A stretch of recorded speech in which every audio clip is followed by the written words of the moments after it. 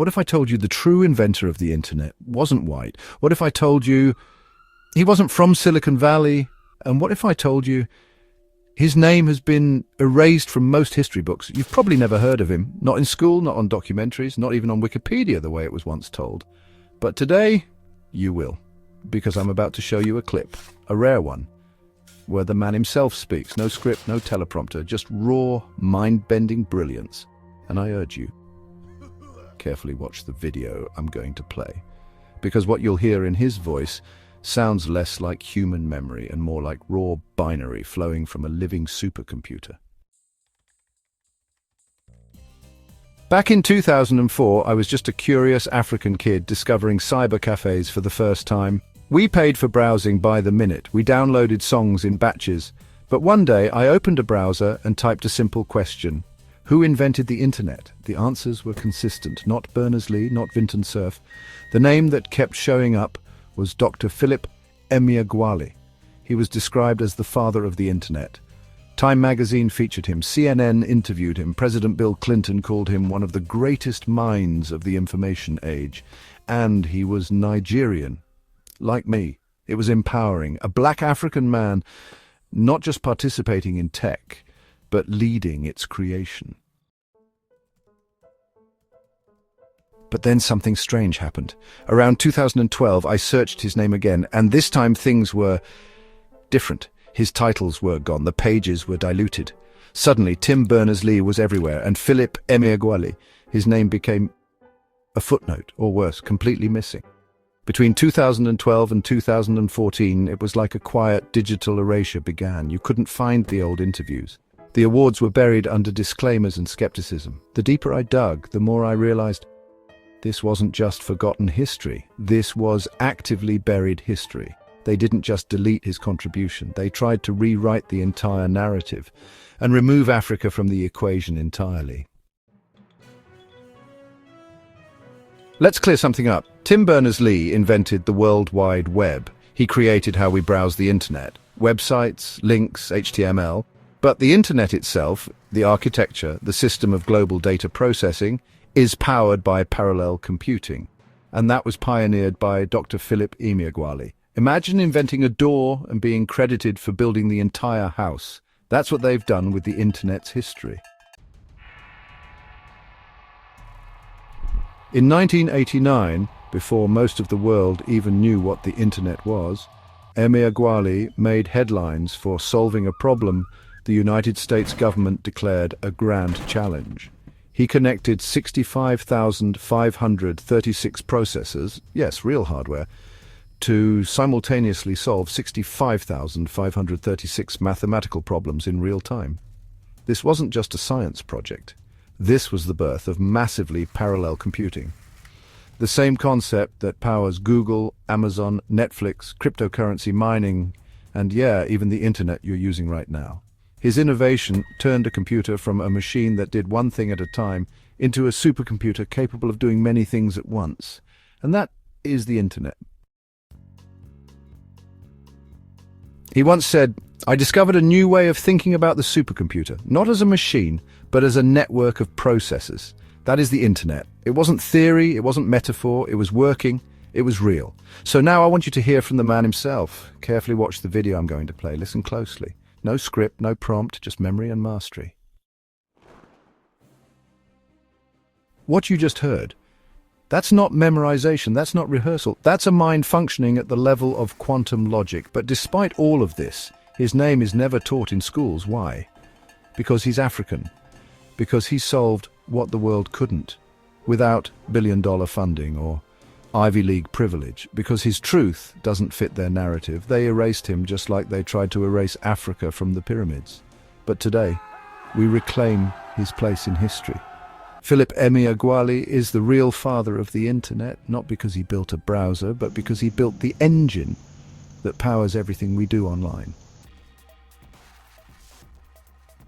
Now that you know the truth, what will you do with it?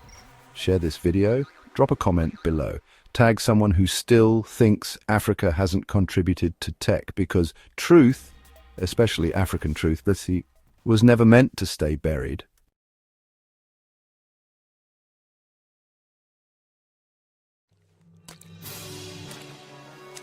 What if I told you the true inventor of the internet wasn't who you've been taught? What if I told you he wasn't white, wasn't from Silicon Valley, and wasn't even acknowledged in most history books? In fact, I'm about to share a clip of the man himself. No script, no teleprompter, just raw brilliance. What flows out of his mouth will leave you wondering if photographic memory is real. In a moment, I'll share with you a clip, a rare gem, where the real genius behind the internet, Dr. Philip Emeagwali, speaks freely, without a script, without a teleprompter. What flows from his mouth will make you question everything you thought was humanly possible. Because what you're about to hear can only come from a man with photographic memory. A mind so sharp, his speech alone feels like decoded binary running live from a supercomputer. He doesn't stumble. He doesn't read. He remembers, line by line, formula by formula, idea by idea, straight from decades of revolutionary knowledge. But before I show you that clip, let me share something deeply personal. I, like many Africans growing up in the 90s and early 2000s, was an explorer of information. Around 2004, I would walk into cyber cafes, fascinated by the possibilities of this new tool called the internet. I asked innocent questions like, who invented this thing? Back then, the answers were different, clearer, honest. Search engines consistently pointed to Philip Emeagwali as the father of the internet. But something strange happened after 2012, especially between 2012 and 2014. As smartphones flooded the world, the narrative began to change. Suddenly his name started disappearing. Results became diluted, redirected, rewritten. Digital erasure was happening in real time. It was as if someone pressed delete, not on a document but on a legacy. I witnessed it myself. The more I searched, the more I realized the truth was being quietly buried. This isn't just history being forgotten. This is history being actively erased. That's why this video matters. But before that, let me share my own discovery.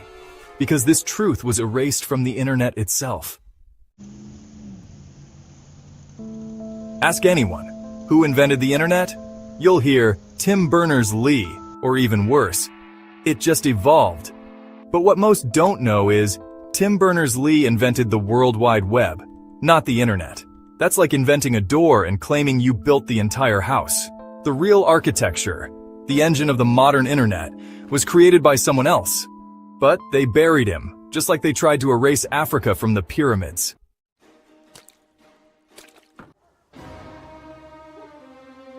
Let me introduce you to the man they tried to erase, Dr. Philip Emeagwali, a Nigerian genius. Time magazine called him the unsung hero of the internet. CNN called him a father of the internet. President Bill Clinton called him one of the greatest minds of the information age. Yet, his name is never taught in school. Why? Because he's African, because he cracked what the West couldn't, and because his genius disrupts their narrative. In 1989, long before the modern internet, news outlets were buzzing. African supercomputer wizard connects 65,536 processors to solve 65,536 equations in real time. What he did was revolutionary. He invented parallel computing, the idea of breaking one massive problem into many small ones and solving them all at once. That's literally how the internet processes data today. One processor equals one human brain. He connected 65,536 of them simultaneously. That's not theory. That's the birth of global networking. Here's what he said. I discovered a new way of thinking about the supercomputer. Not as a machine, but as a network of processors. That is the internet. This wasn't a metaphor. It was already working. Years before the web was even imagined. He didn't invent a website. He invented the architecture the internet runs on. So let's break it down. 1974, supercomputing kicks off in Oregon. Fast forward to 1990. He's featured in the Wall Street Journal. He wins the Gordon Bell Prize. You know, that's basically computing's Nobel. He lays the groundwork for the internet as we know it today. But, weirdly enough, search engines won't show you any of this. Tim Berners-Lee, yeah, he invented how you browse. But Philip Emeagwali, he invented what you browse. So why isn't his name everywhere? Honestly, because it would mean rewriting everything we think we know. Just as Maxwell Chikumbutso's self-powered technology destroyed Physics 1 and 2 laws of thermodynamics, and the Western scientists and patent office want him dead instead of rewriting the physics laws. The internet wasn't born in Silicon Valley. It wasn't created by some billion-dollar lab. It was born in the mind of a black man, working almost completely alone, no media, no big funding, just pure, raw brilliance. Even more importantly, .com was invested by a black man too, and if they admitted that, well, they'd have to admit something bigger, that Africa births genius too. Dr. Philip Emeagwali said, "I want to be remembered as the first person to witness the transition from a machine that did one thing at a time to a supercomputer that did many things at once. That's the internet." And now, let's hear from the father of the internet himself, Dr. Philip Emeagwali. Watch this clip closely, then tell me this is a man the world should forget. Time magazine called him the unsung hero behind the internet. CNN called him a father of the internet. President Bill Clinton called him one of the great minds of the information age. He has been voted history's greatest scientist of African descent. He is Philip Emeagwali. He's coming to Trinidad and Tobago to launch the 2008 Kwame Ture lecture series on Sunday, June 8th at the JFK Auditorium, UWI St. Augustine, 5 p.m. The Emancipation Support Committee invites you to come and hear this inspirational mind address the theme, Crossing New Frontiers to Conquer Today's Challenges. This lecture is one you cannot afford to miss. Admission is free, so be there on Sunday, June 8th, 5 p.m. at the JFK Auditorium, UWI St. Augustine.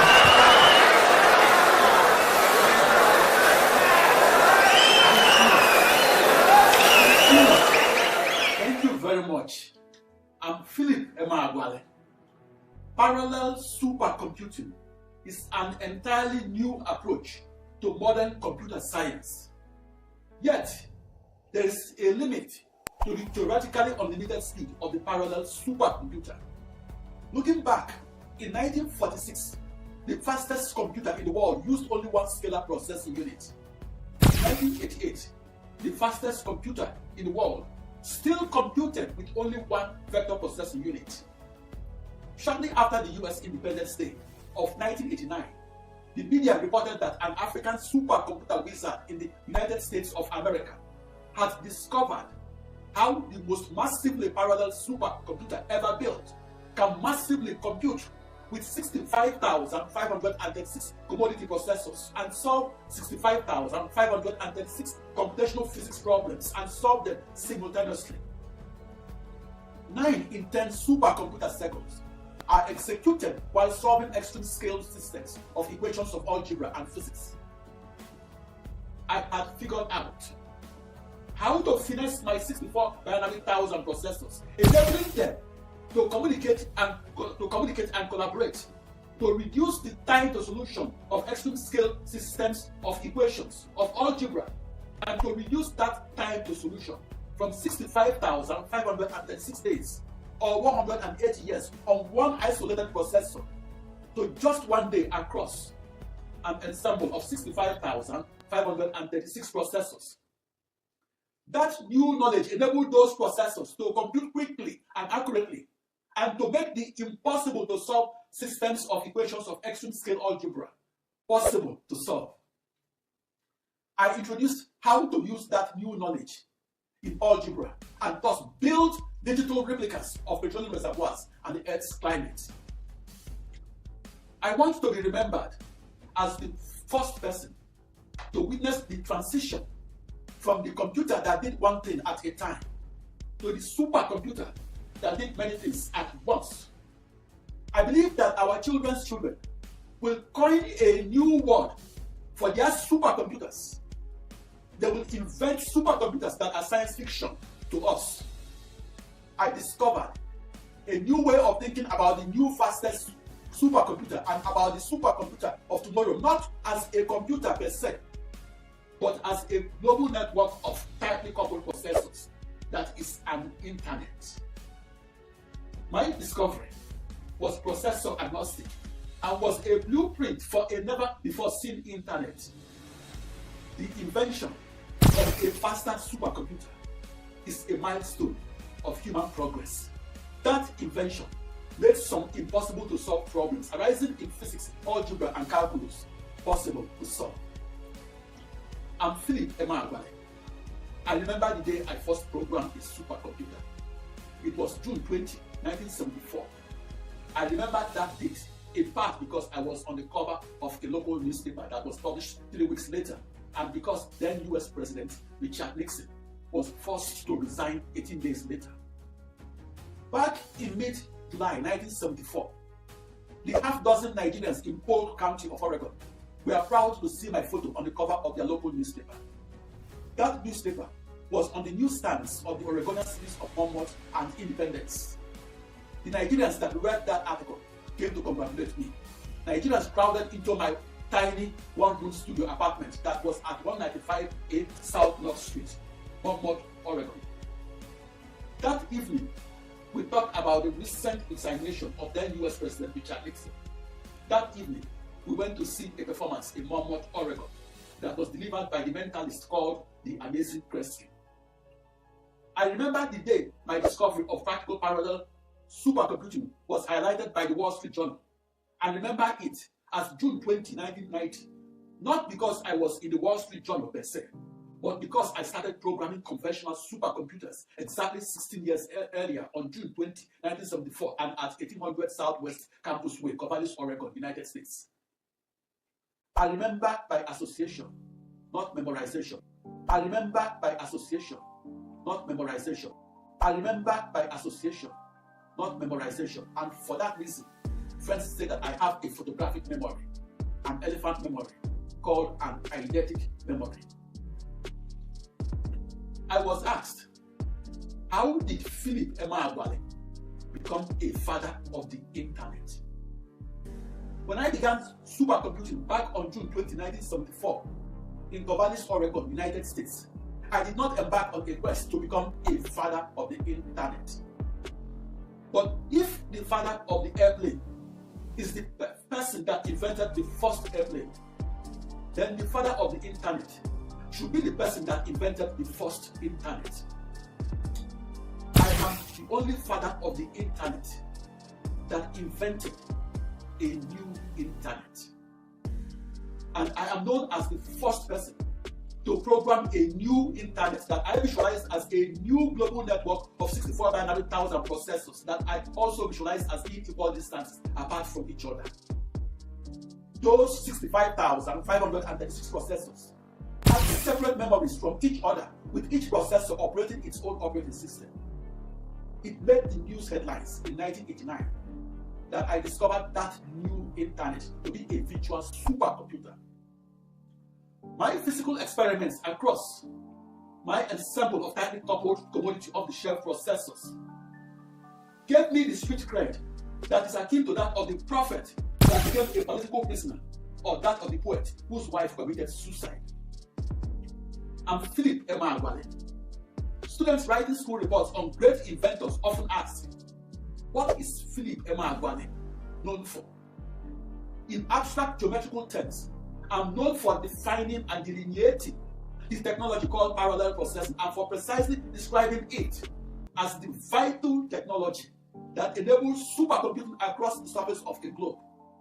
That globe is embedded within a 16-dimensional hyperspace, and I'm known for that supercomputer as a never before seen internet that is a new global network of 2 raised to power 16 or 65,536 tightly coupled processors that were identical to each other, that shared nothing between each other, with each processor operating its own operating system. Back in 1989, I was in the news for discovering practical parallel processing, the technology that enables the modern supercomputer to solve many real-world problems at once, instead of solving only one problem at a time. Massively parallel processing enabled me to solve one grand challenge problem of mathematical physics that is an ensemble of 65,536 challenging problems of computational physics, and solve them synchronously. Loosely speaking, and in theory, the computer that is powered by only one processor can solve a grand challenge problem that the parallel supercomputer that is powered by 1 billion processors can solve. However, the computer takes 1 billion days or nearly 3 billion years to solve a grand challenge problem that the parallel supercomputer takes only 1 day to solve. However, it took me 16 years, onward of March 25, 1974, to understand the physics calculus and algebra and arithmetic, or to understand the human process of solving that grand challenge problem. I had to understand that process before I can instruct my ensemble of 64 binary thousand processors on how to massively parallel process the grand challenge problem that I divided into as 65,536 smaller problems. I was in the news because I discovered practical parallel supercomputing, or how to solve many problems at once or in parallel, and how to simultaneously solve 65,536 problems across 65,536 tightly coupled processors, and solve them at the same time. What is the Philip Emeagwali internet?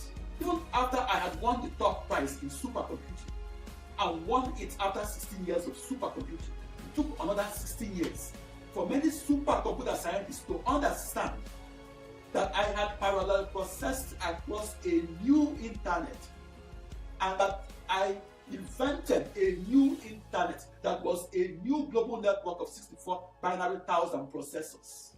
That 16-year delay or adjustment period was due to the fact that parallel processing across a new internet was very difficult to understand. Parallel processing empowered me to invent a virtual supercomputer that is a new internet that retains the illusion of being a computer per se. On the blackboard, my new internet exists almost to the point of complete abstraction. My new internet is the invincible and imaginable technology that haunts the transitory zones where the boundaries between mathematical physics and computational physics, and between computing and supercomputing, are blurred. My definition of an internet is a metaphor that destabilizes the textbook meaning of the word computer, that in turn was first used in French 2,000 years ago and first used by the Roman author Pliny the Elder.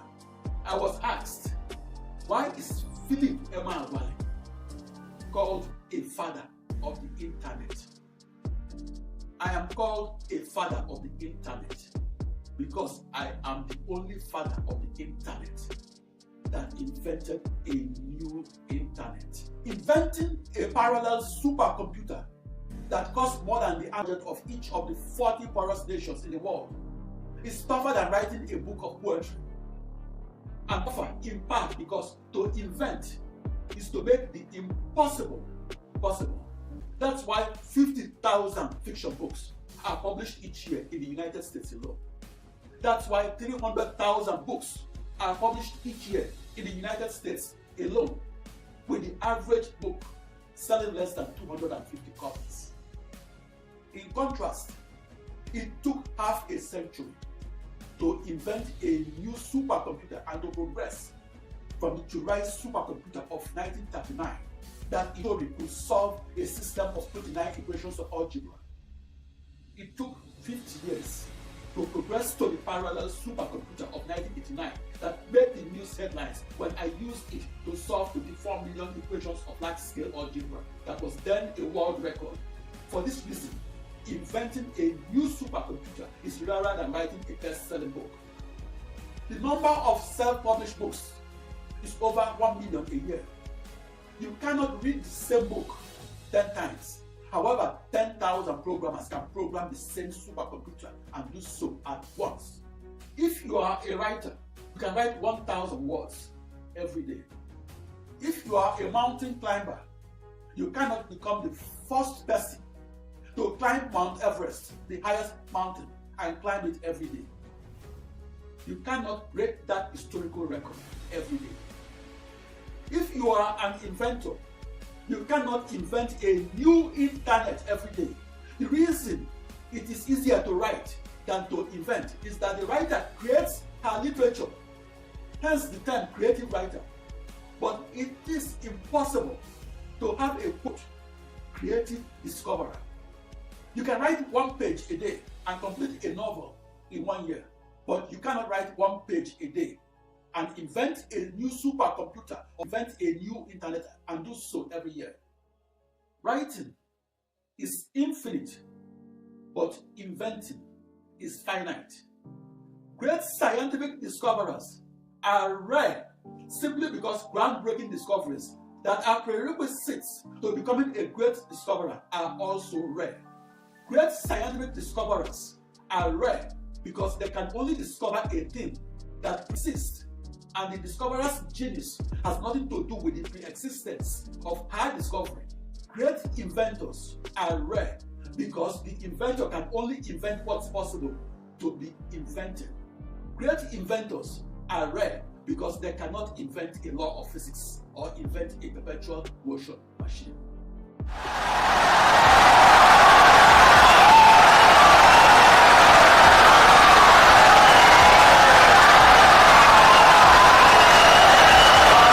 Insightful and brilliant lecture. That's literally what you're using right now to watch this video. Not Tim, not Tesla, not the CIA, him. Now that you know the truth, what are you gonna do with it? Go ahead, drop a comment. Subscribe to this channel for more untold stories. And, if this truth matters to you, smash that super thanks. But most importantly, share this with someone who still thinks Africa hasn't contributed anything to tech. Because truth, especially African truth, was never meant to stay buried.